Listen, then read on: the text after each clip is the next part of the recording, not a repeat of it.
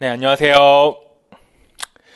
네, 오늘도 이렇게 영상으로 만나뵙게 되었습니다. 오늘은 이제 3, 4월 기출분석 및 심화 이론반 첫 주차 한국사 강의 날입니다. 그래서 오늘은 3, 4월 그리고 5, 6월 수업이 전체적으로 어떻게 진행되는지 간략하게 안내를 하게 됐고요.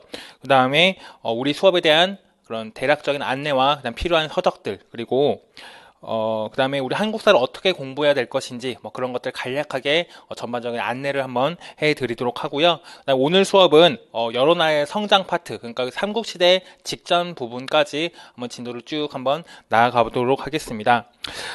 우리가 이제 이 수업을 들을 때 필요한 서적은요, 한국사 수업에서는 이 선생님을 위한 한국사, 이 교재가 가장 기본적으로 필요하게 되겠고요. 그 다음에 기출문석 문제만 담겨있는 기출문제 분석집, 이것이 필요하겠습니다. 이 책은 재본문 형태로서 그냥 방문각, 이명 온라인에서만 지금 현재 판매를 하고 있으니까 거기서 같이 여러분 구매하시면은 될 것 같습니다. 학원 접수처에서 현재 팔고 있고요. 그 다음에 우리가 이제 한국사 수업에서 가장 기본적으로 읽어나가는 책들은 한국사 길잡이 상학원, 한국사 길잡이 상학원이 같이 나갈 거고요. 그 다음에 한국사 특강이라고 불리는 한국사 특강이라고 하는 이 책 같이 한번 진도를 쭉 한번 나가도록 하겠습니다. 그래서 이렇게 두 권이 한국사 수업에서의 가장 필수적인 개론서라고 보시면 될 것 같고, 그다음 중간중간 필요한 텍스트들, 뭐 심화서적이나 기본적인 개론서의 내용들은 제가 오늘 이제 프린트가 나갔는데 보통 한 주에 지금 문제집으로 나왔기 때문에 문제가 빠졌음에도 불구하고 약 30쪽에서 40쪽 이상의 분량이 프린트로 나갈 예정입니다. 그래서 오늘 이렇게 프린트 보시게 되면은 제가 앞에 나름대로 목차도 만들었고 약 한 30페이지, 40페이지에 분량이 되는 프린트를 만들었는데, 여기에 보시게 되면은 교과서에 등재되어 있는 거의 모든 사료들, 그리고 시험에 한 번이라도 기출되었던 한문 사료들, 그리고 시험에 기출이 되었는데 한글로 기출이 되었는데 원문으로 나올 만한 사료들, 그리고 교과서에 등재되어 있는데 한문으로 변환됐을 때 충분히 여러분들에게 난이도가 있을 만한 문항들을 제가 나름대로 분석을 해가지고 같이 볼 수 있도록 주제별로 편제가 되었습니다. 그래서 오늘은 첫 시간이라서 11가지 주제를 볼 거고요. 보통 이제 수업 시간마다 뭐 적게는 20주제, 정말 많게는 30가지 주제에 대해서 같이 한번 이렇게 프린트로 정리가 되어 있을 거고, 저와 함께 진도 나가면서 기출 문제별로 그리고 예상 주제별로 한번 쭉 전반적으로 보도록 하겠습니다. 그래서 우리가 한국사 시험은 작년에 이렇게 시험 문제가 나왔습니다. 총합 22점의 문항으로 시험 문제가 출제가 되었는데요. 우리가 한국사에서 작년에 22점 중에서 아무리 내가 공부를 조금 미진하게 했다라고 하더라도 정상적으로 한국사를 공부했다라고 한다면은 저는 최소한 16점은 받았어야 된다라고 생각을 합니다. 합격자들도 보통 그 점수를 많이 받았고, 조금 합격자 중에서도 그 점수가 높았던 친구들은 약 18점 정도를 받았습니다. 작년에 동양사 문제가 조금 상대적으로 어려웠습니다. 그래서 합격자들이라 하더라도 동양사 문제를 많이들 틀렸어요. 하지만 한국사에서 그래도 16점 정도 가져갔기 때문에 보통 전국적인 커트라인이 전공 40점 만점이었고, 만점에 40점 정도였고, 그 중에 15점, 16점, 18점 정도는 보통 한국사를 차지하고 있는 경우가 많았습니다. 그래서 올해는 물론 동영사도 조금 더 세부적인 키워드를 더 많이 짚어보는 방식으로 나갈 겁니다. 하지만 우리 시험에서는 역대적으로 이렇게 한국사 점수를 어느 정도 안정적으로 받았어야 됐기 때문에 이런 한국사 문제에 대해서 간략하게 한번 안내를 해드리겠습니다. 먼저 작년 한국사 문제에서 기출문제만 잘 보았더라도 혹은 교과서만 잘 보았다라고 하더라도 시험 문제 쉽게 가져갈 수 있는 문항들이 여러 가지가 있는데요. 먼저 기출문제만 잘 봤어도 이거 2점 정도 가져갈 수가 있었고, 그 다음에 또 고려시대 이 사서 비교 문제는 워낙 유명한 사료였고 기출문제에서 다루고 있던 사료였기 때문에 이거 4점도 굉장히 쉽게 가져갈 수가 있었습니다. 뭐 사료조차도 이미 기출되었던 사료가 나왔기 때문이죠. 그리고 조선시대 문제도 이제 조선 초기의 정치기구에 대해서 시험 문제가 출제가 되었는데, 마찬가지로 이 정치기구도 이미 예전에 객관 시절에 기출되었던 사료가 똑같이 나왔기 때문에 이 역시 2점 정도도 굉장히 쉽게 가져갈 수가 있었습니다. 그리고 신문 파트 경우에도 우리가 워낙 한 번도 거의 기출은 된 적은 없지만 선지 속에서, 사실 기출 선지 속에서, 객관 시절 선지 속에서 신문에 대해서 간략하게 지나치듯 언급한 적이 있었고, 또 수능 시험이나 한국사 능력 검정 시험에서 혹은 교과서에서 워낙 자세하게 얘기를 하고 있기 때문에 이 문제도 최소한 3점에서 4점 정도는 가져갈 수가 있었습니다. 그리고 원산 총파업 같은 경우는 1점 정도는 보통 많이 가져갔어요. 그렇기 때문에 이거 같은 경우는 1점인데 이건 틀렸다라고 하더라도 그냥 무방하니까, 일단 틀렸다라고 해도 무방하니까 넘어가도록 하고, 그다음 이승만 시기에 독재시도, 이승만 정부의 독재시도, 즉 발췌겸 문제가 나왔는데 역시나 굉장히 쉬웠고 기출이 되었던 주제였기 때문에 여기서도 4점가량을 쉽게 가져갈 수가 있었습니다. 그렇다면 여기서 지금 보여지는 점수만 하더라도 12점에 16점 강수가 벌써 되고 있고, 그 다음에 이 수취제도 문제 같은 경우에도 굉장히 트렌드하게 문제가 나왔어요. 트렌드하게 문제가 나왔는데 사실은 이 가사료와 나사료가 시기가 다릅니다. 삼국 초기와 삼국 말기로서 구분이 되는 사료였고, 사실 그 나 지문 속에 있는 것들은 저도 물론 기출문제 이 3, 4월 반을 할 때 몇몇 심화 서적을 발췌해서 같이 여러분들과 보긴 할 건데, 그런 데는 더 자세하게 나와 있지만 사실은 교과서를 잘 보다라고 하더라도 목간자료라고 해서, 삼국시대 목간자료라고 해서 그런 사료들이 나사료도 이미 실려 있고 가사료는 워낙 유명하게 실려 있기도 하기 때문에 가사료는 아직 옥저라던가 동해라던가 이런 나라들이 남아있던 시기 삼국 초기다. 그리고 나사료는 사료 텍스트 출처를 봤을 때 삼국 말기구나 라고 하는 것을 유추해서 풀었다라고 한다면은 어느 정도 쉽게 조금은 접근해 갈 수 있던 문항이었기 때문에 여러분이 너무 긴장하지 않고 교과서적 지식을 활용해서 문제를 풀었다라고 한다면 1점에서 2점 정도는 그래도 가져갈 수 있는 문항이었다라고 생각이 들고요. 그 다음에 원산 총파업 같은 경우에도 물론 교과서에도 관련된 텍스트가 있기는 있어요. 있기는 있고, 또 길제비 같은 책에서도 조금 더 자세하게 나오고 있습니다. 그래서 물론 이 문항은 많이들 틀렸어요. 많이들 틀렸는데 특히 7차 한국 근현대사 교과서라든지 아니면 이번에 나온 2015 개정교육과정, 물론 2018년 조금 그 교육과정 내용이 변하긴 했지만 보통 2015라고 하니까 2015라고 할게요. 2015 교육과정에서 이런 사료들, 원산 노동연합회 이런 것들이 조금씩 이야기가 나오고 있기 때문에 이런 것들도 교과서를 보면 충분하게 맞춰 나갈 수 있다라고 생각을 합니다. 근데 제가 이 3, 4월 반 수업을 개강하기에 앞서서 작년에 이제 저희 학원 수업을 듣지 않았던 분들, 여러분들한테 메일을 받았어요. 작년에 한국사 수업과 관련해서 정말로 많은 개론서를 봤는데 제 점수가 정말 처참했습니다. 10점도 나오지 않았습니다. 이유가 무엇일까요? 라고 여러 가지 이야기를 주셨을 때 혹시 기출문제를 제대로 보지 않는 것은 아니냐, 기출문제를 봤다라고 하더라도 답만 보고 거의 넘어가는 식이 아니었느냐, 기출문제를 똑바로 분석을 하고 예상 주제까지 공부를 하고 특히 근래 시험 트렌드에 맞게 맞춰서 공부하는 전략으로 가지 않은 것은 아니었느냐를 제가 첫 번째로 말씀을 드렸어요. 왜? 이미 기출되었던 사료가 똑같이 나온 것들이 여러 가지가 있었기 때문에 이런 것들은 절대로 틀리면 안 됐는데 10점도 안 나왔다라고 한다면 기출문제를 너무 간략하게 봤거나 제대로 분석을 하지 못했거나 혹은 너무 늦게, 너무 시험 임박해서 봤을 경우에는 한국사를 조졌을 가능성이 조금 크다라고 말씀을 드렸고요. 두 번째는 교과서를 혹시 너무 간략하게 본 것은 아니냐.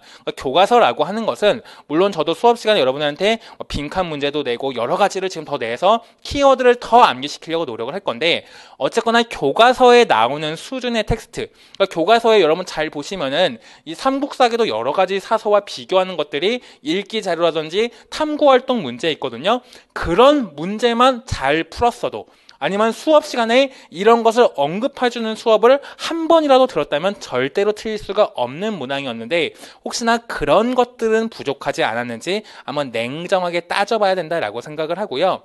그 다음에 이제 세 번째는 요 근래에 한자 문제, 한문 사료 문제가 매년 두 문제씩 출제가 되고 있습니다. 한 3년 전까지는 한 문제씩만 출제가 되고 있었고 그 문항이 2점일 경우는 정말 미미했는데 재작년에는 4점짜리 두 문항, 그리고 작년에는 4점짜리 2점짜리 문항이 출제가 되고 있기 때문에 한문 사료 문제, 이제는 한국사 동영상 거의 필수적으로 나오고 있으니까 거기에 대한 대비도 조금씩은 해야 되지 않느냐, 거기에 대한 대비가 조금 부족하지 않은 건 아니었느냐라고 말씀을 드렸습니다. 그래서 우리 3, 4월, 5, 6월 수업은 1, 2월 달에 기본 교재를 쭉 정말 빠르게 훑었는데 3월부터 6월까지는 기본 교재를 찬찬히 훑으면서 기본 교재보다 속도가 찬찬히 나가면서 기출되었던 주제, 그리고 예상 주제들, 그리고 개론서 내용들, 그리고 기본반에서 깊게 하지 못했던 부분들에 대한 좀 더 자세한 안내들을 1, 2월 기본반에서 3, 4월, 5, 6월 기출 분석 및 심화 이론반에서 전반적인 안내를 해드릴 겁니다. 그리고 아까 이제 간략하게 말씀을 드리진 않았는데 저희가 이제 한자 공부를 위해서 여러 가지를 할 거예요. 그래서 수업 시간에 굉장히 친절하게 한문 사료 노트를 제공을 해서 여러분들 독해 연습을 시키기도 할 거고요. 또 기본적으로는 여러분들이 한자를 암기를 하셔야 됩니다. 그래서 이 시대고시 기획에서 나온 한자 암기 박사 1권, 박원길 선생님의 이 책을 가지고 1권만 사시면 되는데요. 이 책을 가지고 계속해서 단어 시험을 볼 거예요. 그래서 여러분들 암기장도 지금 5쪽 분량으로 현재 나갔어요. 5쪽 분량으로 나갔고 마지막 쪽에는 기출되었던 한자 사료들 여러분이 찾아다가 쓰시라고 여백으로 그냥 칸만 만들어서 비워놨거든요. 그래서 매일 하루에 한쪽씩 그 한자를 한번 써본다라고 하는 마인드로 임해 주시면은 여러분 6월까지는 여기 나오는 단어들 전반적으로 다 점검을 하실 수가 있으니까 부디 통학길이 길다면 통학길에 보시면 되고요. 아니면 뭐 공부가 안 될 때나 집에 가서 자기 전이나 이런 데서 매일 한 10분에서 20분 정도씩 보시면 될 것 같습니다. 그래서 매주 여기 제목 번호가 있는데 제목 번호 5번 매주 1번부터 25번까지 나가서 하루에 제목 번호 5개씩 본다라고 생각하시면 될 것 같고 시간은 하루에 한 20분에서 30분 정도 눈으로만 일단 보신 다음에 제 프린트를 보시고 답을 쓰지 못한 문항, 그러니까 오른쪽에 보면은 음만 쓰여 있고 왼쪽에 보면 한자만 쓰여 있는데 둘 중 뭐도 좋아요. 보통 한자를 보고 어느 정도 쓸 수, 밑에 음을 쓴다면은 그건 넘어가시고 못 쓰는 문항에 대해서만 여러분이 한번 써보시면서 암기를 하려고 노력을 하세요. 그래서 제가 나눠드리는 프린트 기준으로는 매일 한쪽, 그리고 한자 암기 박사 기준으로는 제목 번호 하루에 5개씩 나가시면은 여러분이 일주일에 휴식일까지 감안해서 충분히 나갈 수 있도록 구상이 되었으니까 3월부터 6월까지는 이 책을 세세하게 한번 여러분이 점검을 같이 할 거고 7월부터 8월 그리고 9월, 10월에는 교과서 어휘를 더 집중적으로 볼 겁니다. 그래서 교과서에 나오는 인물들 한자 그리고 빈출 어휘들을 좀 더 집중적으로 볼 거고 지금은 일단 여기에 나오는 단어들 위주로 볼 겁니다. 물론 한자 사료 노트에는 교과서 기출된 어휘들 같은 거 잘 정리가 되어 있는데요. 그것도 볼 거지만 일단은 3월부터 6월까지는 이 책을 먼저 기준으로 더 꼼꼼히 보고 7월, 8월, 9월, 10월에는 이제 나올 만한 사료들의 한자들, 교과서 어휘들을 좀 더 집중적으로 보아서 여러분들 한자 사료 문제까지 훨씬 잘 점검해 나갈 수 있도록 하겠습니다. 네, 마이크 사정이 조금 고르지 않아서 살짝 끊었는데요. 이어서 더 말씀을 드리겠습니다. 뭐 이상한 거 자른 게 아니에요.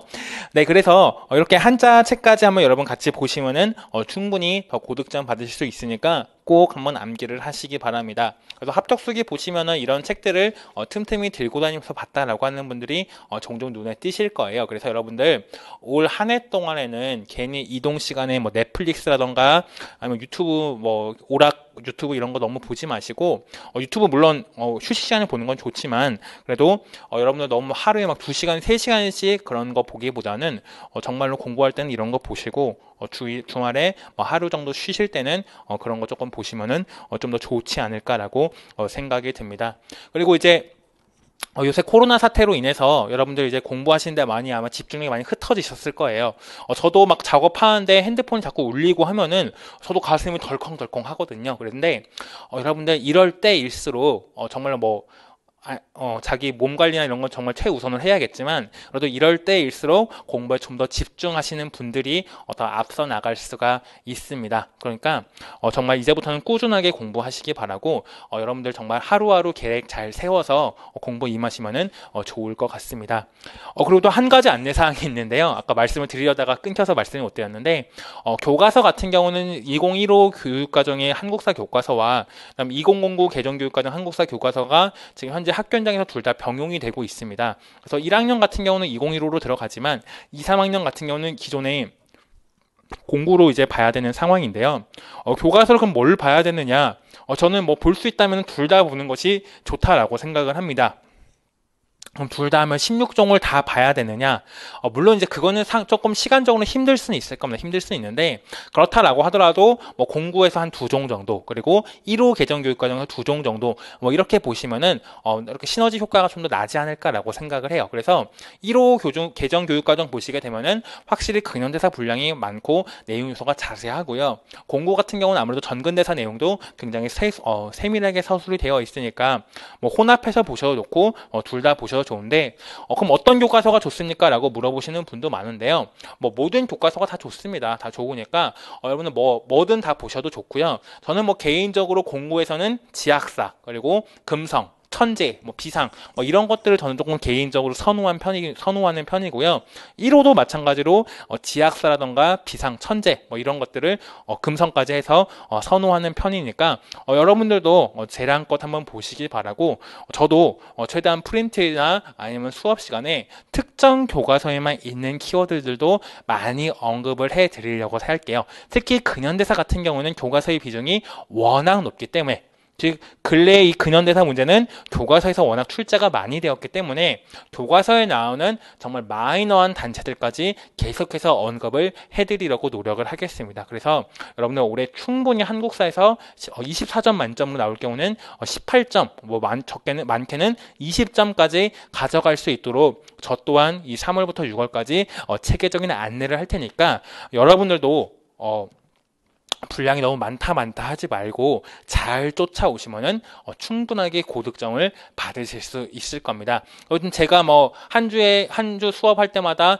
뭐 30쪽 40쪽씩 나눠드린다라고 했는데, 그 30쪽 40쪽에는 정말 나올 만한 사료들, 그리고 한문 사료들까지 편집이 되어 있다 보니까 그런 것들 칸이 조금 잡아먹는 것들이 있고, 또 교과서나 개론서, 뭐 심화서적, 여기서 중요한 키워드들도 제가 나름대로 선별해서 넣으려고 하다 보니까 조금 많아진 게 있는데, 그 프린트만 잘 쫓아오셔도 충분히 점수는 잘 맞을 수 있도록 제가 더 노력하도록 하겠습니다.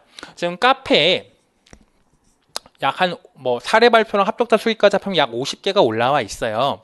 물론 뭐 합격하신 분들 중에 뭐 한 절반도 안 쓰시는 수기긴 합니다. 뭐 많아야 한 3분의 1, 4분의 1, 뭐 이 정도 분들이 써주신 수기들인데, 네, 그런 수기들을 저도 여러 번 읽어보면서, 나도 이런 부분들을 좀 더 보완하려고 노력을 해야겠다, 이런 것들을 받아들이려고 노력을 해야겠다라고 하면서 저도 거의 모든 수기를 2-3번씩은 읽어봤던 것 같아요. 그런데 여러분들도 물론 이제 뭐 여러분 동년배나 후배들이 합격한 수기를 보면은 조금 마음이 아플 수도 있겠지만, 그래도 수기라고 하는 걸 보면서 이 친구는 이런 마인드로 접근을 했네, 이런 마인드로 접근을 했네, 나름대로 여러분 스스로 융합해 나간다면 여러분만의 공부 방법을 만들어낼 수 있으니까, 카페에 올라온 수기 혹은 뭐 사례 발표 영상들 그런 것들도 조금씩 찬찬히 더 읽어보려고 노력을 하시면은 좀 더 좋지 않을까라고 생각을 합니다. 그래서 여러분들 수기 한번 꼭 읽어보시기 바라고, 그럼 이제 오늘 수업은 어떻게 나가느냐라고 본다면은, 여기에 이제 나와 있는 제가 칠판에 지금 미리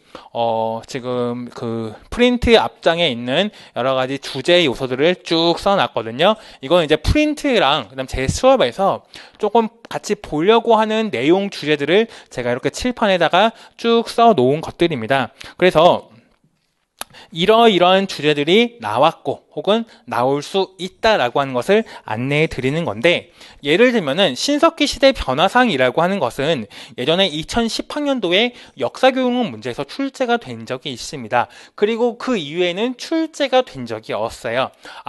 고대사라고 하는 것이 매년 한 문제, 정말 많게는 2문제가 나오는데, 석기 시대까지 단독으로 나오기는 조금 어렵구나라고 하는 것을 볼 수가 있죠. 그래서 이렇게 문제를 볼 때는 구석기 시대, 그렇다면 교과서에서 어떤 내용 요소를 강조하고 있는 것인가, 혹은 교육과정에서 어떤 내용 요소를 꼭 가르치고 있는 거라고 하는 것인가, 그런 것들을 접근해보고, 그 다음에 기출의 이런 분산 정도를 통해서 우리가 학습할 양을 조절하는 것이 맞다라고 생각을 듭니다. 그래서 이 신석기 시대 변화상이 2010학년도에 출제가 되었으니까, 또 역사교육론이랑 출제가 되었으니까, 구석기 시대, 신석기 시대는 정말 나온다라고 한다면은 교과서에서 정말 강조하는 큰 개념들 정도, 혹은 역사교육과 연계해서 가상일기 쓰기라던가 역사일기 쓰기라던가 뭐 이런 식의 문제로 변환되어서 같이 출제가 될 수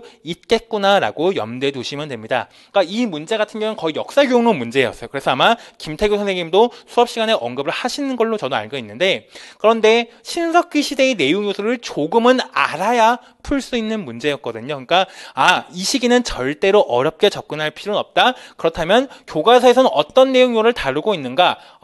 신석기 시대는 굳이 시기 구분을 크게 하지 않고 있는데, 구석기 시대는 전기, 중기, 후기로 시대 구분을 하고 있고, 특히 공고 개정 교육 과정의 몇몇 교과서에서는 중석기 시대까지 설정을 하고 있으니까 중석기 시대까지 같이 보면은 좋겠구나. 그리고 모든 교과서에서 굉장히 강조하고 있는 개념은 구석기 시대에 연천 전공리의 주먹도끼로 말미암아 모비우스 이론이라고 하는 것이 깨졌다는 것. 그렇다면 모비우스 이론이라고 하는 것은 무엇인가? 그런 것들 여러분 같이 이것과 함께 살펴보셔야 되지 않을까라고 생각을 하고 있고요. 또 청동기 시대 같은 경우에서도 이 청동기 시대 유물과 철기 시대 유물을 가지고 비교하는 문제가 마찬가지로 2010학년도에 출제가 된 적이 있었습니다.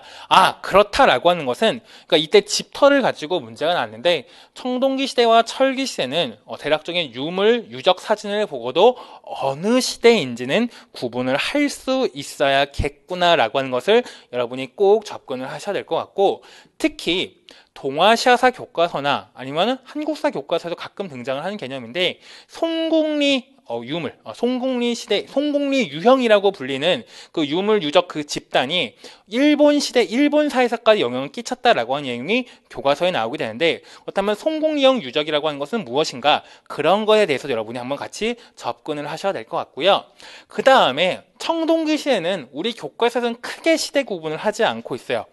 물론 신석기 시대 구분을 또 교과서에 들어가 있지 않은데, 그런데 청동기 시대 구분 같은 경우는 길잡이 같은 책에서 전기, 중기, 후기 혹은 뭐 전기, 후기 뭐 이런 식으로서 조금씩 구분을 하는 텍스트가 있고, 그 내용이 교과서와 상이하기 때문에 여기는 정말 간략하게 여러분 같이 한번 저랑 같이 보도록 할 거고요. 그다음 청동기 시대의 변화상도 앞시기와 마찬가지로 여러 가지 변화상 문제 같은 것들 같이 한번 보시면 될 것 같고, 물론 청동기 시대의 변화상뿐만 아니라 철기 시대의 변화상까지 같이 보긴 할 건데, 이 청동기 시대의 변화상의 경우에는 빈부의 격차가 생기고 계급이 라고 하는 게 생기고, 그런 것들 같이 한번 보시면은 좋을 것 같습니다. 그 다음에 이 3번의 개념은요, 한 번도 기출이 되었던 주제는 아닙니다. 민족과 국가 형성, 지금 다 이거 프린트에 있는 내용들인데 그냥 써놓은 겁니다. 민족과 국가의 형성이라고 하는 것은 시험 문제에 단독 그렇게 출제가 되는 파트는 아닌데, 그런데 요새 교과서를 보시게 되면은 민족의 형성 과정 이야기가 잘 나타나 있어요. 그런데 옛날에 우리나라가 70년대 뭐 이럴 때까지만 하더라도 민족이 교체되었다, 2단계 교체론이 굉장히 그때까지만 해도 거의 정설로서 받아들여져 있었고, 상당수 많은 오래된 개론사에서는 민족 교체론에 입각해서 앞에 파트가 서술되어 있는 경우가 많습니다. 하지만 2000년대부터 나온 거의 모든 개론서나 심화서적 같은 경우에서는 이런 민족 형성, 그 민족 교체론을 부정하고 있어요. 그러면서 교과서에서도 이 민족의 형성 과정에 대해서 굉장히 임의적인 교체는 없었다, 자연스러운 형성 과정으로서 서술이 되어 있는데, 이 두 가지도 어쨌거나 교과서에서 얘기를 하고 있으니까 좀 더 깊게 들어가서 보도록 할 겁니다. 그리고 고조선 같은 경우에는요, 우리가 시험 문제의 근래, 그러니까 99학년부터 그 서다평 시기로 와면서부터 한 번도 출제가 된 적은 없습니다. 97학년부터. 그런데 교과서를 보시게 되면은 어쨌거나 고조선이라고 하는 나라 이야기를 굉장히 자세하게 서술이 되어 있고, 또 수능 시험이나 한국사 능력 검정 시험 같은 데서도 여러 차례 출제가 되었기 때문에 우리가 방심해서는 안 됩니다.